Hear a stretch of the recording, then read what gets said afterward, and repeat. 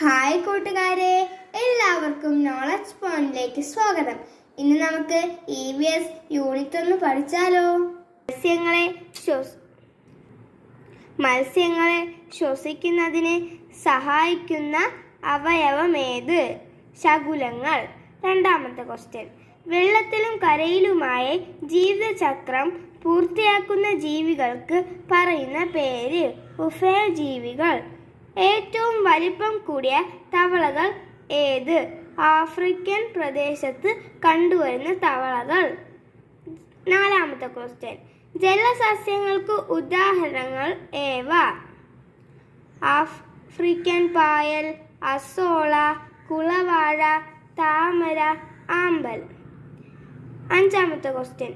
നീർക്കോലി എന്തുപയോഗിച്ചാണ് കരയിൽ സഞ്ചരിക്കുന്നത്?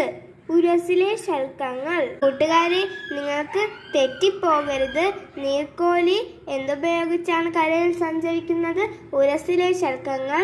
മീന് ജലത്തിൽ ശ്വസിക്കുന്നത് ശകുനങ്ങൾ വച്ചാണ്. കൂട്ടുകാർക്ക് ഇത് രണ്ടും മാറിപ്പോകരുത്. ആറാമത്തെ ക്വസ്റ്റ്യൻ. ശ്വസിക്കാതെ ഏറെ നേരം വെള്ളത്തിനടിയിൽ നിൽക്കാൻ കഴിയുന്ന ജീവി ഏത്? ആമ.